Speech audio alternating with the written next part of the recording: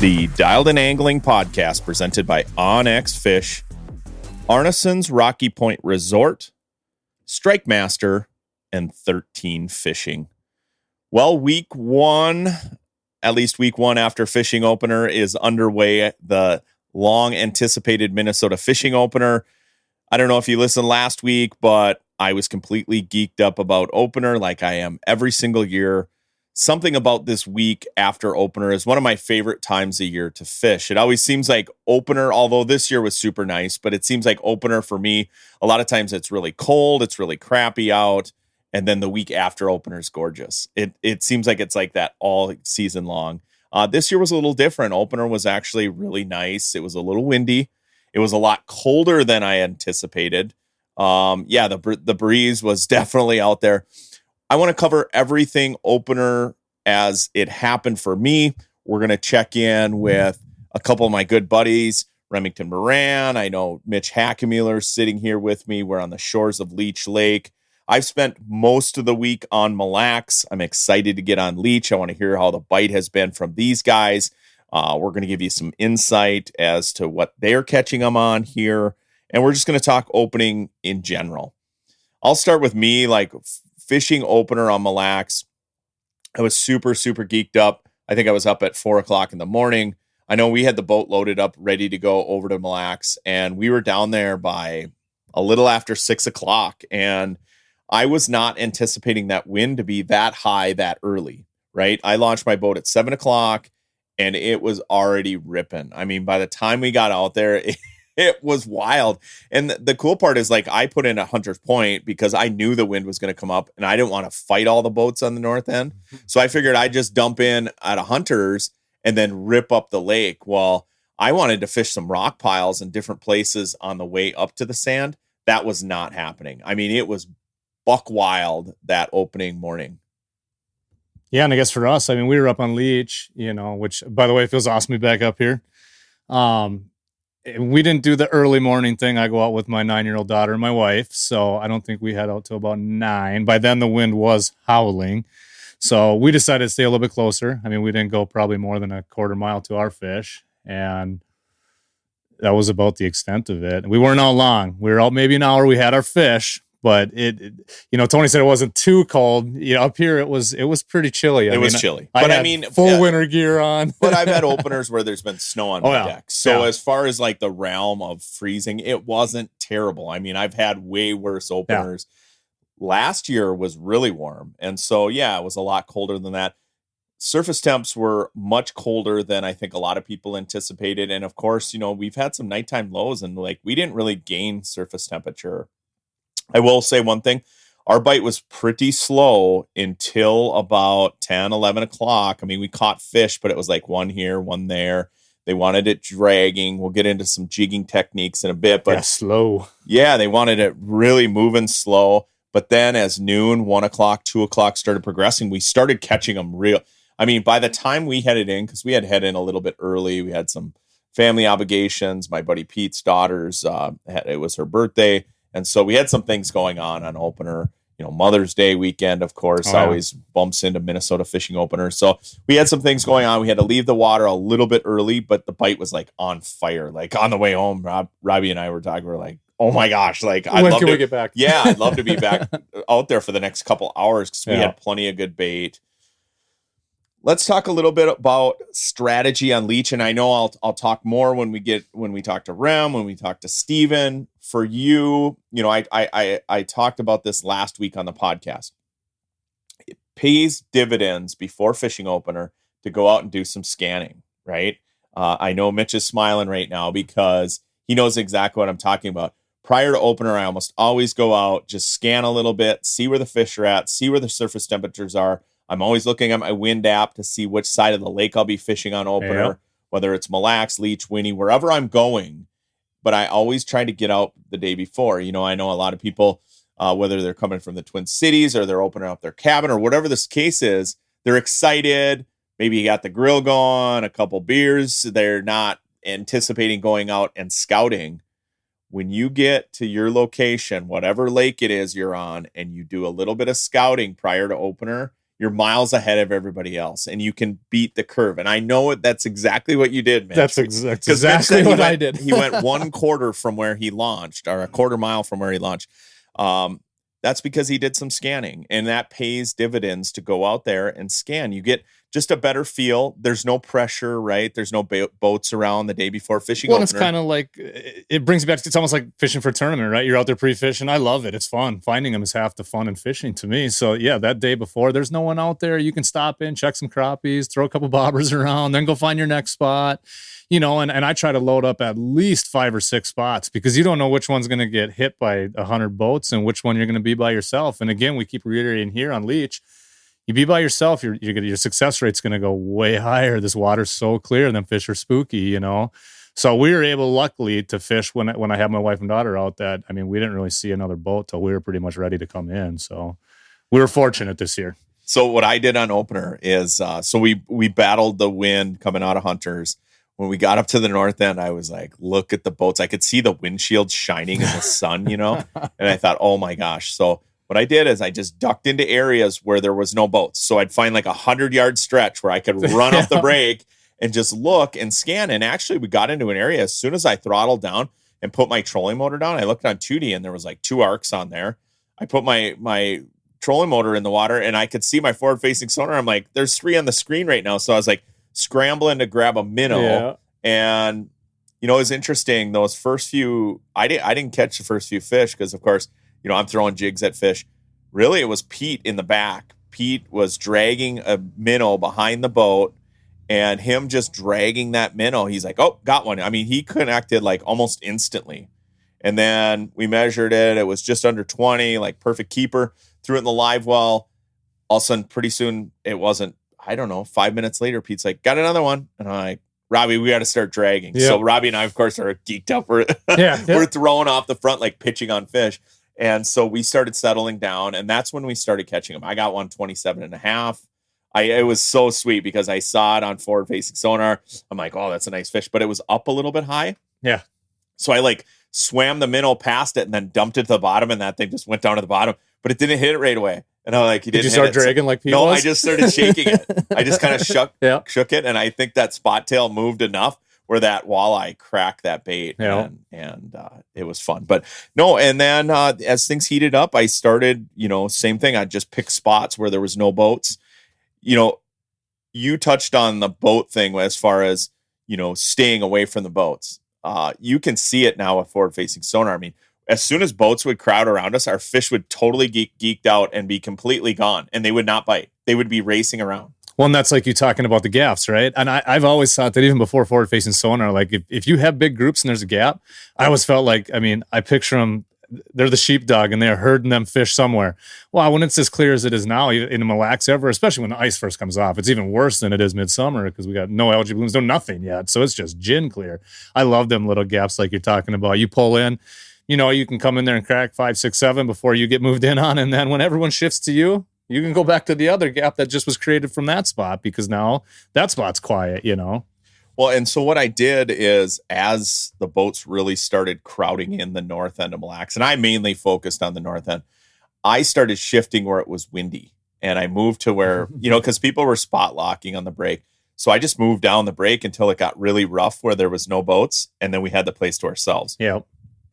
And sort of because it was you know, that dragging bite, I was like, guys, we're just going to turn the boat sideways. I'm going to drift jig here. And we just sort of went to old school, like drift jigging, where we're just kind of fun. We're all on one side and we're drift jigging down the break. And it was super fun. It was like the classic Mille Lacs, north end, sand, bite, relaxing. Yeah. And the fish were just grabbing it. You know, you could feel them kind of clunk that jig. I will say, in addition to staying away from the boats, an absolute key to my success out there was having spot tail shiners. Same as here. Yeah. And you know what? A lot of people didn't have spot tails. They had goldies. They had whatever they could get. Some people didn't even have shiners. I did see a lot of people dragging. I did see a couple of people catch them on rigs. And then I saw a guy catch them on a bobber. You know, prior to opener in the podcast, I was talking a lot about jig fishing. I was talking about bobber fishing. That's how I would be fishing. Those two right now this week are by far the best bite for me. on Mille Lacs. I'm catching them on bobbers. I'm seeing guys catching them on bobbers. I'm catching a lot of fish on jigs. Just this warm up the last couple days, the mood of the fish, okay? Because the last few days I've had people that were like really focused on pike fishing and not so much walleye fishing, but I was walleye fishing in the boat. You know, I'd see some groups. The guys I had wanted to catch a few walleyes for dinner type of deal and then go back to pike fishing. We caught some smallmouth bass. But I will say that the mood of the fish just jigging them the last few days went from a dragging bite to snapping it and watching them go down and crack it, right? And you could feel that. Today was the first day where it was like you could feel the clunk of that jig, like super hard, where the braid goes slack line, and then you set the hook and you reel up your fish, and it's like down, like in the roof of their mouth. It. They're not short. It's not like in their lip. Yeah, it's in the roof of their mouth.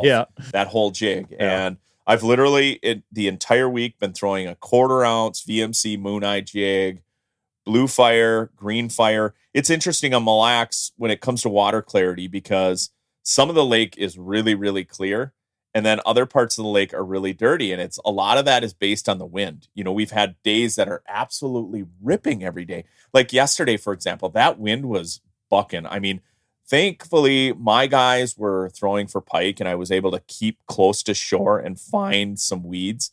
And I was able to kind of stay out of the wind most of the day. But man, anytime I had to take a run, it was just like, wow. I mean, one of those days where like when you're going wide open and the wind gusts and you can feel it on your bow. Grabs the whole bow. Yeah, it's wild, you know. What's going on? And the other crazy part about Mille Lacs right now is the fact that we didn't have a lot of snow. Some of the cabbage is super green. There's milfoil that's green. A lot of the milfoil is dead, like normal. But there's green cabbage, like kind of emerging that. Yeah. And it's like really leafy green.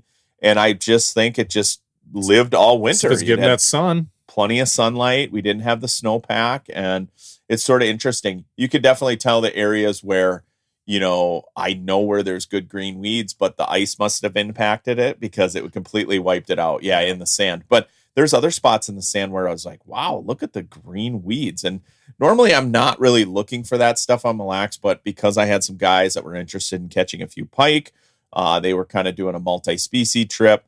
I was up checking these spots and I was just amazed. And that's the other cool part about opener week is that whole thing about like just relearning, like the fish are in different areas. I found so many walleyes in cool spots this week that they either haven't been there in a while or I just, you know, never looked for them there. And it wasn't just with forward facing sonar because I was pike fishing. Yeah. I found some walleyes. I was telling Rem on the way here, I found walleyes in like 1.5 foot of water. Opened up all kinds of stuff. And it wasn't even like in a current area or anything. It was just like way up in there. And I know they're chasing spot tail shiners. Yeah. They're up there because there's young of the year perch or whatever the reason. I found the water's really low on all these lakes. I mean, Mille Lacs, I can't believe how low it is. Some of these areas where I'd go in and smallmouth fish or take people pike fishing, I was nervous I couldn't get out of there. And yeah, it's just wild how low it is. But getting back into some of these areas, the walleyes had to swim through really shallow water to get there. Yeah. And then, of course, they're going to have to get out of there sometime. Maybe they come in the middle. They leave in the middle of the night. It was wild. Yeah, go fast. But it was cool to see that. And that's what I love about opener week. It's sort of like the discovery part of it. The fact that, you know, things are different than last year. And it could be on a lake that you fish all the time, like Mille Lacs, Leech, Winnie. I think for the most part, a lot of anglers struggled, not just on Mille Lacs. I know there's a lot of people that struggled on Leech. There's a lot of fish that aren't biting in areas. I know on Winnebagosh, I talked to my Uncle Gary. He was up there for the weekend with his same group of guys that they always go with. Seemed like Saturday was a little bit of a grind. They did better on Sunday. But he said it was like, you know, more bigger fish. They were still milking. He said he still had females pouring eggs. Yeah. So like things are really delayed versus last year. And, you know, I talked about it a lot last week that things are going to be radically different and you're seeing it. But now with this warm up, we got this warm up towards the weekend. Things are going to rapidly ratchet up and things ratchet up quickly. It always seems to be second and they're weekend. Moving. Like I was talking to Steven. I was like, hey, you want to jump on the podcast? He's like, well, I got to do a little scouting tonight because things are moving so quickly. Yeah. And then I'll jump on later. So he's going to join us a little bit later. He's going to talk about his opener. Any other things that really jump out from fishing opener? I know I did a little crappie fishing on the front end. You did too. Yeah. I absolutely love crappie fishing in the spring. I felt like I've gotten denied or cut short a little bit just because the weather has been so terrible. Yeah. Normally I get 2 to 3 weeks if possible to get out and crappie fish.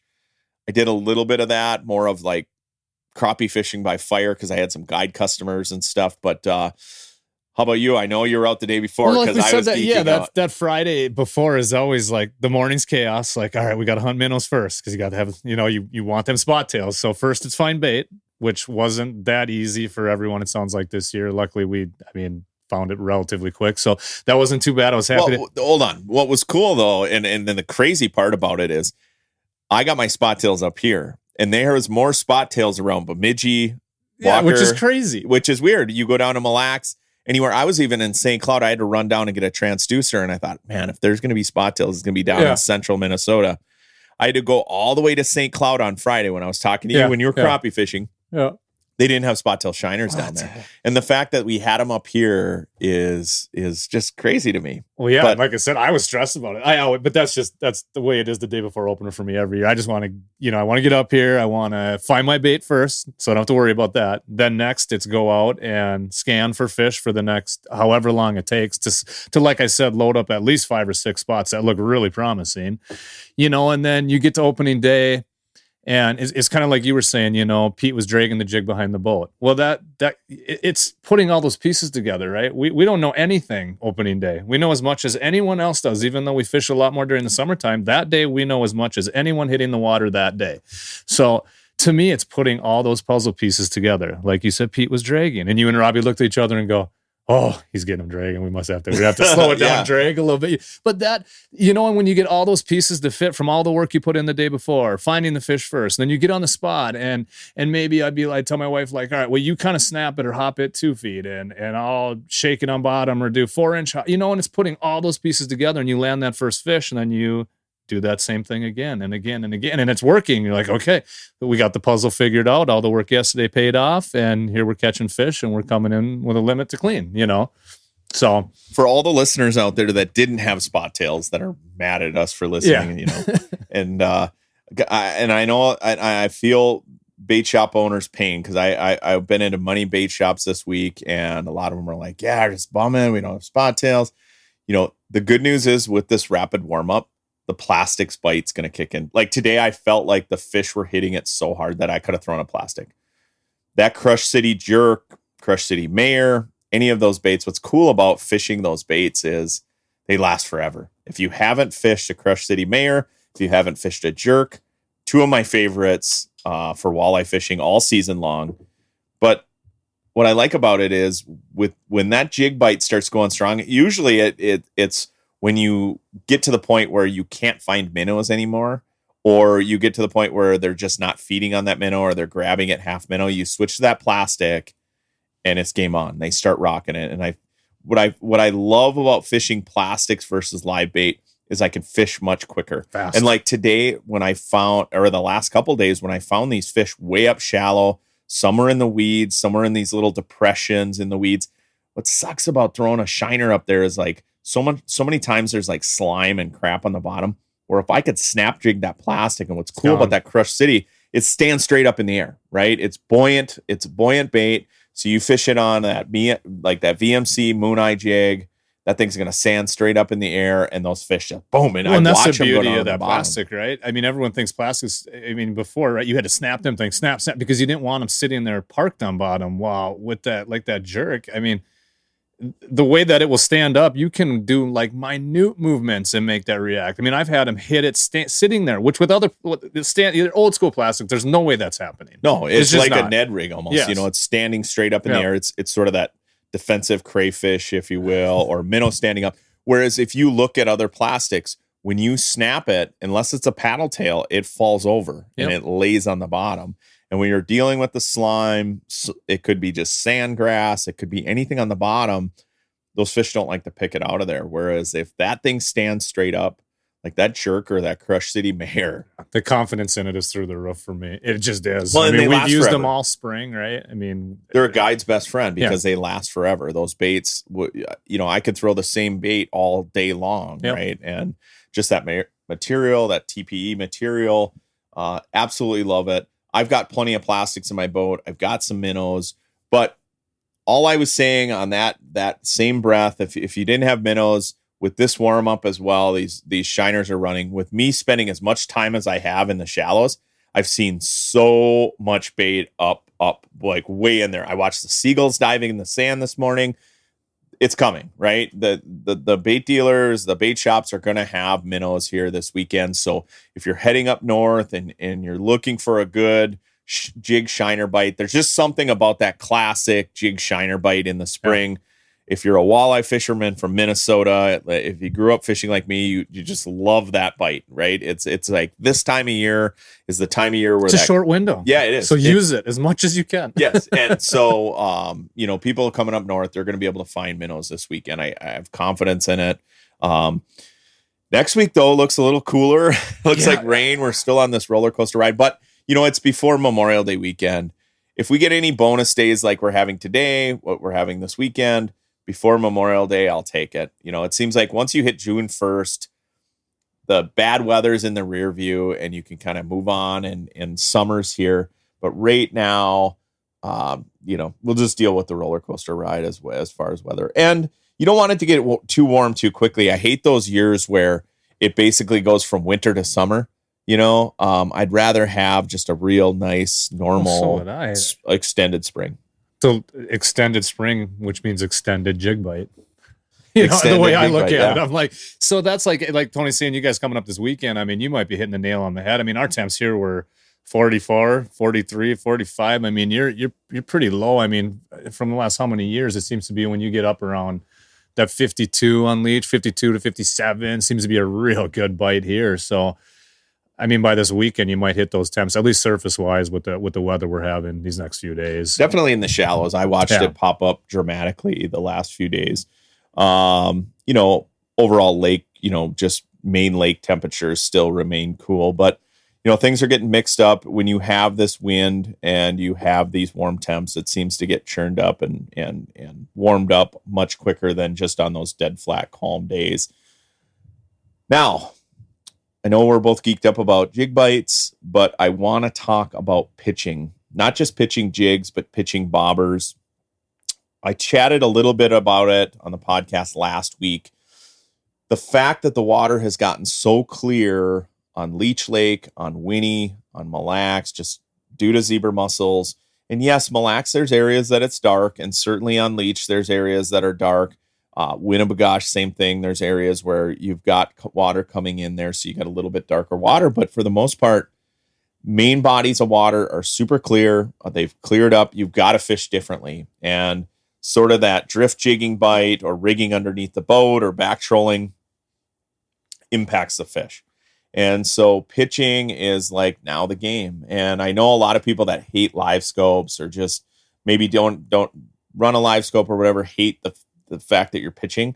So I did an entire podcast, and actually I did a seminar on power fishing, how you can just power fish down a brake line or whatever by casting. And a lot of that came way before I had forward-facing sonar. And I saw fish that were spooking and that were there. I'd go buy them on site imaging, or I'd see them on 2D sonar, and you'd see they'd be bugging out because they're spooking from the boat. And just knowing how clear that water is, pitching is the game. And I have really, really, I would say, refined the way I pitch at fish, even now with forward-facing sonar. It's gotten so clear to the point where instead of just pitching on fish, a lot of times I'm pitching around them because they're spooking. I watched it on Mille where I'd throw my jig out there the other day when it was dead flat calm in the afternoon, and just my jig hitting the top of the water. Gone. All directions. Bobbers, same thing. I love the new sniper swivels from DMC. I like all the new bobber techniques. I love using forward-facing sonar to catch fish. But even that, you have to modify what you're doing. It's not just boat noise anymore. It's not just boat spooking them. It's presentation spooking them. And so you've got to fish a little bit differently. Yeah, and like you're saying, I mean, we forever, right? Before live scope, before forward facing sonar, any of these things, even like, so say up on Leech 15 years ago when we were drifting with drift socks and 5 years ago. I mean, but I'm just saying, no matter what, I was always wanting to be on the front or back of the boat doing a quarter cast. And guess what? Whoever was on the front or back of the boat doing the quarter cast and hopping it back and not coming where the boat just drifted, you were catching 5-1 typically on the guys that were in the center of the boat, you know? So it's kind of always been that way to me. Yeah, but it's gotten way more pronounced. Oh, 100%. Because there's times where even just a couple of years ago, you could sit over the top of them in 6 feet of water and our catch clarity them. has changed so much. It's not, I mean, but yeah, I'm with you. I mean, I always talk about when I was a kid, my dad was back trolling on Winnebagosh, and we would just be like literally back trolling and vertical jigging right underneath the boat with the drift sock out and catching walleyes like one after another. Can you imagine what it looked like on live scope back then? And you still get bite windows. There are bite windows where when the walleyes are biting and they're feeding and they're aggressive and in a feeding mood, they don't care, right? They don't care about it. But more times than not, they do care about it. Yeah. And so pitching, like you said, to your point, pitching off the back, doing the drift, right? Doing the drift jig, like I said, always pitch out. Or we would always like, oh, that point looks good. Or you'd look on the map and, well, let's go there and pitch it. You'd start on one side and you'd work the whole thing, almost like your bass fishing walleyes in a sense, right? I mean, we always see them guys casting forever for bass. It's like, wow, that technique should work for these, which it did, especially early in the season when they're shallow. 100%. And it's only going to get more and more as, even some of these fish are getting shy to forward-facing sonar. And to the haters out there that hate forward-facing sonar, it's not the end-all. No. I just did an interview with a lady from NPR. She was asking me questions about forward-facing sonar and if it's the end of fishing as we know it. Again, no, it's not. I think I love using it. I think the benefits outweigh the negatives, and the fact that the fish are getting they're learning. They're getting live scoped, right? Yeah. All the time. This year, more than any other year, almost every single boat either had a pole or they had one on their trolling motor. And these fish are getting beamed nonstop, right? And so a lot of times when you get into these areas, you can tell and you hit them. Like I hit so many fish the last couple of days where they took off, right? I hit them with my beam and then boom, they took off instantly. So the fact that forward-facing sonar is the end-all to fishing, I just don't think that's the case. Fish are adapting to it. They're adjusting just like everything else. It's like any other technology. It's like when underwater cameras came out, that was going to end fishing, GPS maps. It just trolling fish motors evolves. And yes, and I told the individual from NPR that yes, sportsmen are definitely going to have to be more conservative and be more like a lot of us where we like going fishing. It's not for the harvest. It's just to catch fish. I mean, I've thrown way more walleyes back in Mille Lake just this week alone than I've kept, right, for customers. And the fact that you have to do some self-policing, but these fish are they're adapting to the beam. Adapting is a good word. Yeah, because smallmouth bass, walleyes, they've been hit so many times and caught and released that they don't like it. And again, it's that same scenario that we were talking about earlier. When the fish are in a really bitey mood, they don't care. Matter. Doesn't matter. You can hit them with the beam. You can hit them. You can land your bob or you can put your right jig on right top of them. But when they're not biting is when it makes a huge difference. And so, that's my take on it. It was cool to see the amount of people back on Mille Lake this weekend for sure. Getting some good fishing reports from like you guys from Leech, Winnebagosh. I know Rand and Olson will be chiming in this week with fishing from out in their neck of the woods. I want to hear how their week is progressing because everyone I talk to statewide, for the most part, I mean, I think we did exceptionally well on opener. I think you did as well. Yeah, but it's been kind of slow for people. But now, as things heat up, people that are coming up this weekend, I believe, are going to have a way better time catching fish. And hopefully not dealing with the wind like we did last week. But I think the bite itself is going to be much better. You're going to be able to fish more aggressive. It's going to open up, just different techniques that you can use to catch fish, whether it's trolling, whether it's jigging. One thing that was super intriguing to me before I get off Mille Lake's topic, and we're going to take a break here shortly, but before I break, I was talking to some people that did some night trolling on Mille Lake's for opener. pounded them. Not only pounded them. I heard that too. Heard stories, and it came from a credible source of a 31, almost a 31 and a half incher caught night trolling on Mille. So, I know there's a night band out there, but you can still do a lot of evening trolling.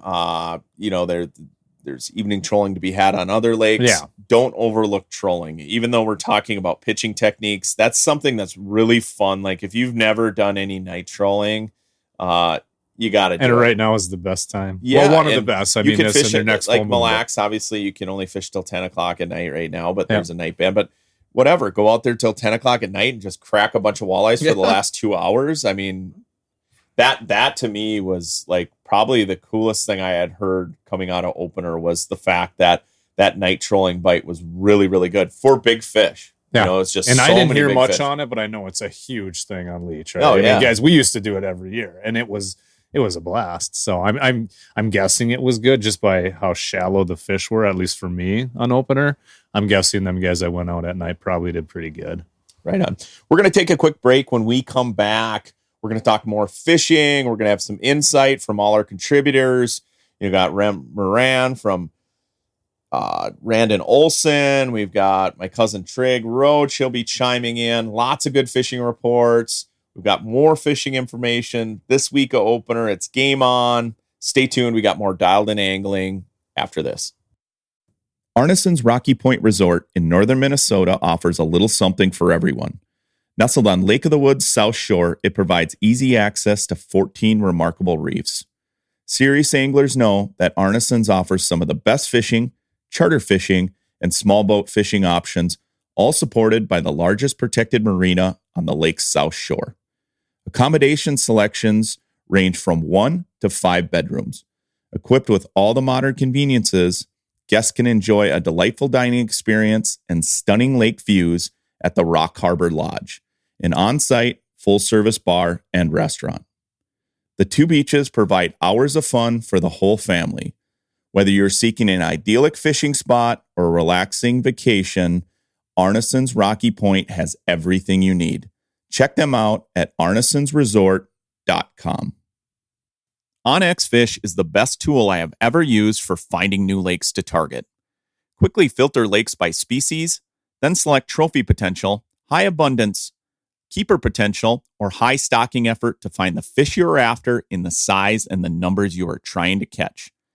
Download from the App Store today to get research tools for the serious anglers and beginners alike, giving you the data to target the right lakes and the confidence to get there. Use tools like recent imagery, fishing hotspot data, or the best-in-class weather features that call out current wind, weather, barometer, moon phase, majors and minors, along with precip and more. OnX Fish is a phenomenal tool both on and off the water for discovering new fishing opportunities, many of which you'd never known existed. Download OnX Fish Midwest today, the app that is changing the game on ice and open water. Okay, welcome back. My next guest, Remington Moren of Elite Angling Adventures. You guys know him. He's a constant contributor to not only the podcast, but the show Dialed in Angling as well. Rem, welcome to the podcast, buddy. Thanks. How we doing? Mitch and I were talking in depth about just our opening week and how much we love this week and just, the anticipation leading up to opener and then actually getting out there. For me personally, this entire week is always kind of the best week of fishing, right? It seems like the weather's good, the fish are biting, but this year's been a little bit different in the sense that it went from really cold to now we're having some really nice temperatures. And I was telling Mitch prior to you getting in, and I know you've been on the water, Rem just got off the water on Leech. But I was telling Mitch, I'm like, today was the first day where I really felt like the fish were cracking the jigs. Like I had a couple just like slackline me. The jig was like down, not in the gullet, but like deep in the mouth where you just felt that good like jig bite where you could just, kind of crank back and just set the hook. What has been your experience so far on Leech? How was your opener? What are you seeing? I know we've had a lot of mixed reports from different anglers. I had a really good Mille Lacs opener, but I know a lot of people struggled. I heard some great things from Leech, from Winnie, but I also heard some people that just didn't do as well. I think this week in particular is going to be a lot better bite as we get towards this weekend. Just things are heating up.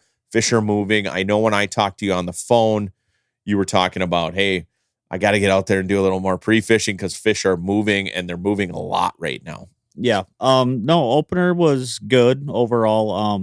We're just so used to the, the 40, 50, 60 fish morning or days on opener, and it just wasn't really the case for me this year, but we'll never complain. I think we caught somewhere around 15 or something, and a lot of big ones. We were only able to keep, I think, 6 of them for me and my customers, so I'll never complain about that.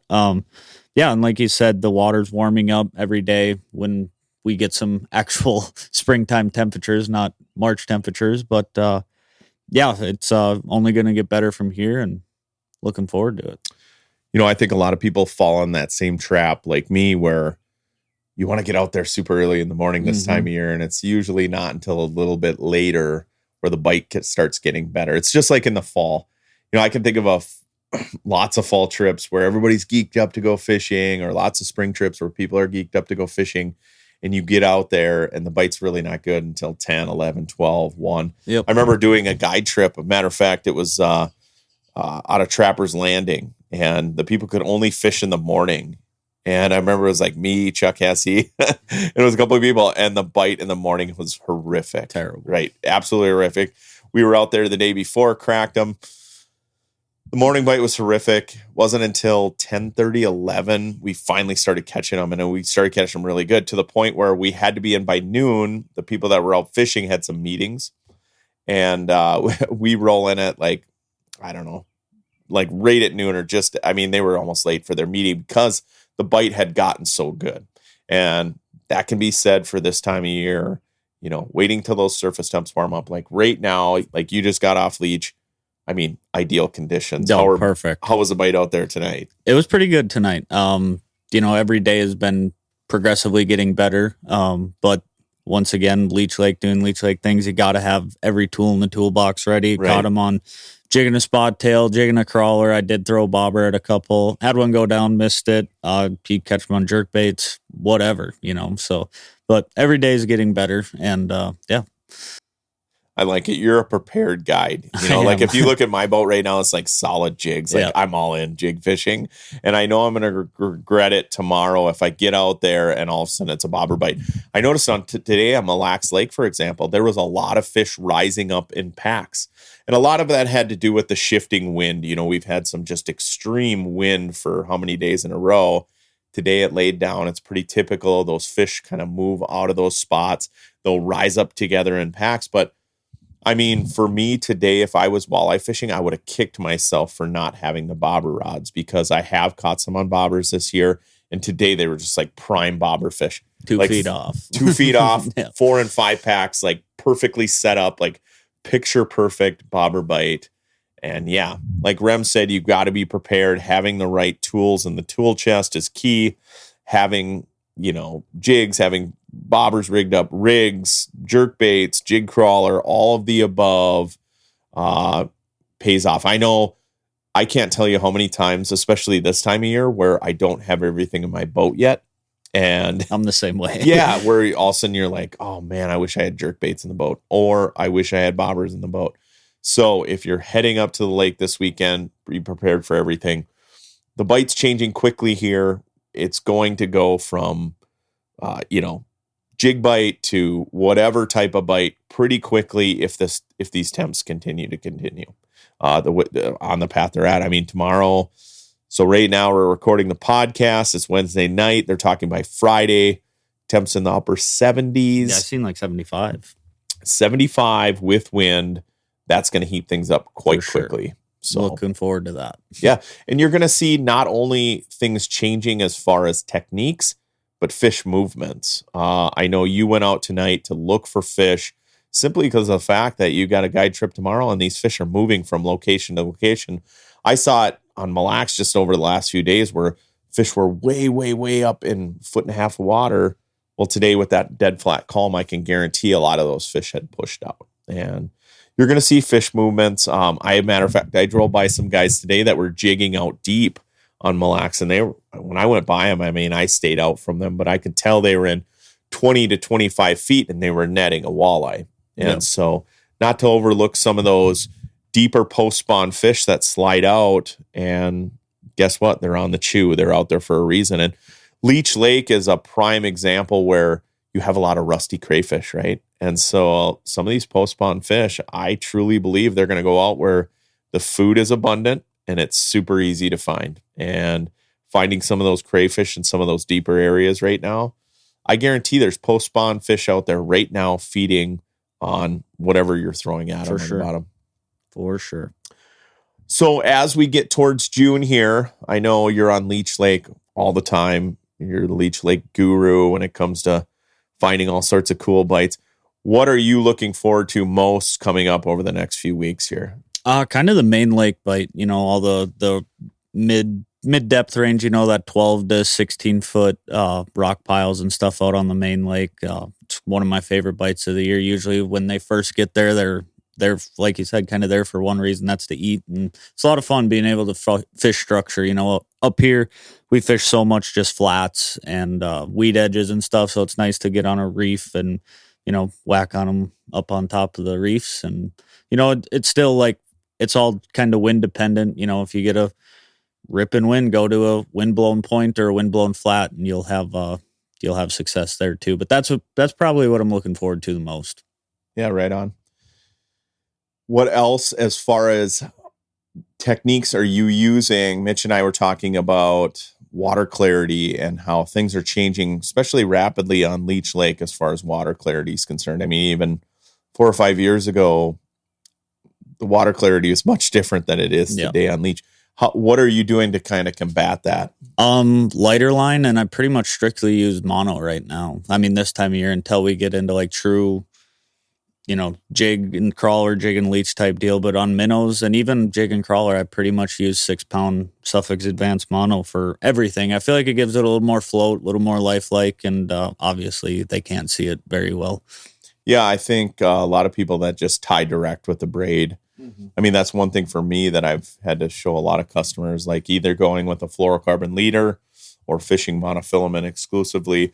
A lot of times if I'm fishing directly on the bottom and dragging, for example, especially on Mille where it's just so sharp, I almost always have to go with like some sort of fluorocarbon. But when I can get away with mono, I'm like you. I want to fish mono as much as possible, whether it's bobber fishing or whatever. Yep. And that's just solid advice. We were talking earlier about pitching too, like just getting baits out away from the boat, not doing the traditional, drift jigging with the drift sock out, motor running. Last week's podcast, I talked a lot about not ripping through that area with your big motor or just staying away from boats completely. Because, with forward facing sonar, it's so apparent how boats are absolutely spooking every single fish you see that gets within 50 feet. Yeah. Yeah. And people always say, in my opinion, maybe you're different, but they say that it's the sonar, spooking the fish. And I think they've been spooking our whole lives. It's just they're spooking from the boat and we just happen to be looking at them.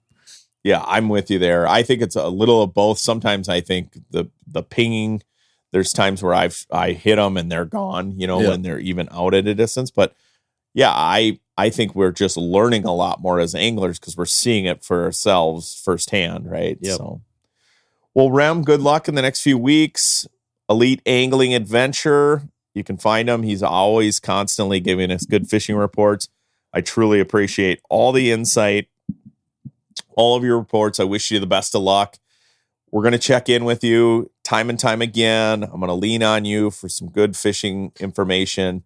If you're interested in a guide on Leech Lake, certainly look up Elite Angling Adventures. Rem is always on them. He's always chasing them. Just like tonight, he was out chasing walleyes after work, trying to find a better bite for tomorrow. That's a guide. He's fully prepared. You heard he's got everything under the kitchen sink in his boat right now for fishing. Rem, thanks again for being on the podcast. Thanks, Tony. All right, stay tuned. We got more fishing reports coming your way. We've got more from Leech Lake. We've got the guide's perspective, a week of fishing after fishing opener.